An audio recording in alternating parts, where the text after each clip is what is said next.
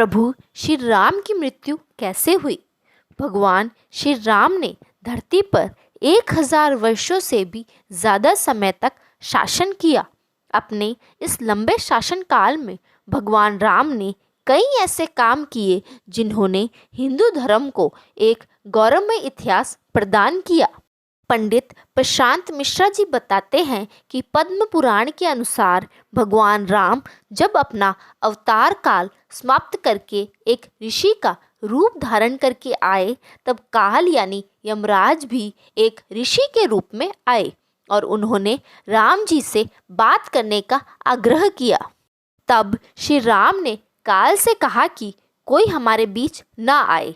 उस समय प्रभु श्री राम ने भ्राता लक्ष्मण से कहा कि वो एकांत चाहते हैं और काल से वार्तालाप करना चाहते हैं, इसलिए आप दरवाजे पर खड़े हो जाए जिससे कोई भीतर प्रवेश न कर सके। इतनी देर में ऋषि दुर्वासा वहां आ गए और राम जी से मिलने का आग्रह करने लगे। लक्ष्मण जी के मना करने पर भी ऋषि नहीं माने और क्रोधित होकर बात करने लगे। लक्ष्मण जी ऋषि दुर्वासा के क्रोध से बचने के लिए कमरे में प्रवेश कर गए जहां श्री राम वार्तालाप कर रहे थे।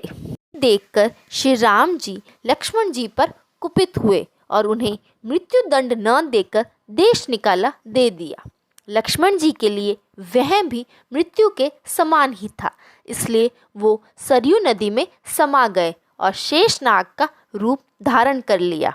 भाई की जल समाधि से आहत होकर श्री राम ने भी जल समाधि का निर्णय लिया। वो सरयू नदी के अंदर गए और भगवान विष्णु का अवतार ले लिया।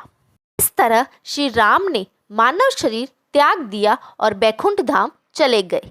वास्तव में ये कथा भगवान श्री राम के जीवन से जुड़ी सबसे रोचक कथाओं में से एक है और ये प्रभु श्री राम के मनुष्य रूप को त्याग कर वापस विष्णु रूप में आने के बारे में बताती है। एक अन्य कथा के अनुसार सीता जी ने अपने दोनों बच्चों लव और कुश को प्रभु श्री राम को सौंपा और धरती माता के साथ जमीन में समा गई।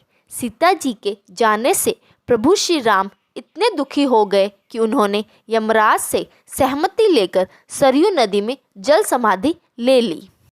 अगर आपको यह कहानी अच्छी लगी तो इसे लाइक करें, शेयर करें और मेरे चैनल को सब्सक्राइब ज़रूर करें। जय श्री राम। धन्यवाद।